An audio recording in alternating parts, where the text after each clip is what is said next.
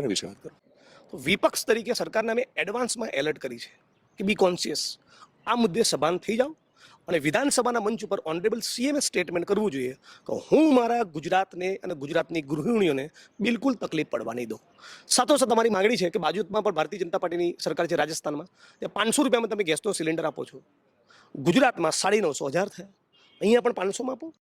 એના વિશે તો એટલું જ કહેવું છે કે એ જે તંગી છે પડી છે અને જે આંતરરાષ્ટ્રીય પ્રવાહો છે એ જોતા લાગે છે વધુ પડી શકે એમ છે. તો વિપક્ષ તરીકે સરકારને અમે એડવાન્સમાં એલર્ટ કરી છે કે બી કોન્શિયસ, આ મુદ્દે સભાન થઈ જાઓ અને વિધાનસભાના મંચ ઉપર ઓનરેબલ સીએમએ સ્ટેટમેન્ટ કરવું જોઈએ કે હું મારા ગુજરાતને અને ગુજરાતની ગૃહિણીઓને બિલકુલ તકલીફ પડવા નહીં દઉં. સાથોસાથ અમારી માગણી છે કે બાજુમાં પણ ભારતીય જનતા પાર્ટીની સરકાર છે રાજસ્થાનમાં, ત્યાં 500 રૂપિયામાં તમે ગેસનો સિલિન્ડર આપો છો. ગુજરાતમાં 950,000 થયા, અહીંયા પણ 500માં આપો. એક જ પક્ષની બે અલગ અલગ સ્ટેટમાં અલગ અલગ નીતિ કઈ રીતે હોઈ શકે? આ એક બીજી માગણી છે.